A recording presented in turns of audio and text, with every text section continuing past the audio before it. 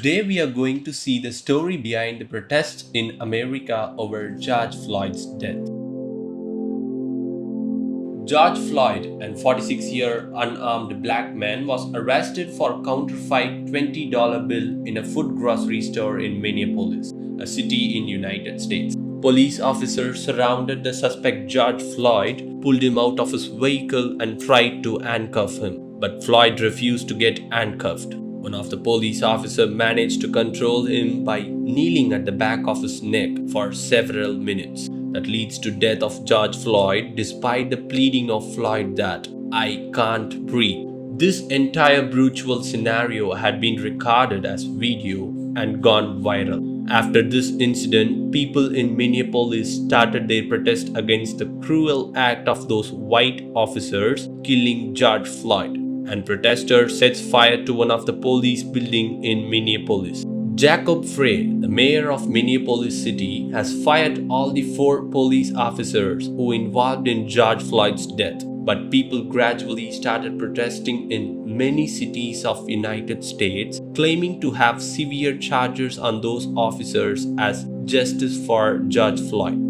Protests changed to riots only after the protesters involved in violence by damaging police vehicles, looting several stores like supermarkets, jewelries, also brutally killed a guy who resisted them to loot from stores, and burnt the very well-known expensive car in their showroom. These kind of crime activities made police to charge on protesters by attacking with rubber bullets, tear gas, and charge them harshly with batons. Since the shocking videos of protesters and police officers attacking each other released regularly in social media made this issue to spread all over the world and diverged the protest against racism from justice to George Floyd, which gains huge support from celebrities, singers, public figures, as well as sports stars. This issue made even worse after US President Trump's decision on deploying hundreds of armed police officers, military troops, and law enforcement officers to quell the violent protest.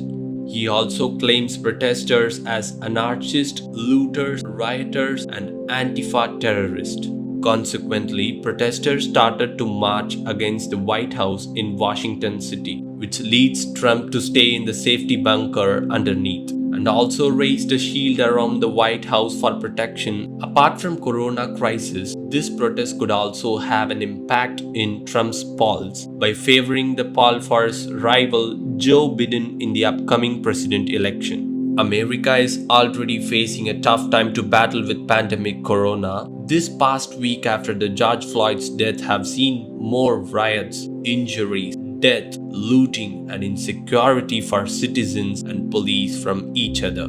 Amidst this protest, George Floyd's memorial ceremony takes place peacefully. Attorney General of Minneapolis, Kate Ellison, has filed charges of aiding and abetting second-degree murder and second-degree manslaughter against J.A. Queng, Thomas Lane, Tao, who kept Floyd under their custody before George Floyd's death. Ellison has also filed a second-degree murder charge against Derek Chauvin, who had been previously charged with third-degree murder and second-degree manslaughter for pinning down George Floyd to death. Protesting with riots alone not going to stop the racial discrimination until everyone preach and educate their children that there is only one kind in the world, and that is called as humankind. It's not about the color to be dealt with, it's our heart.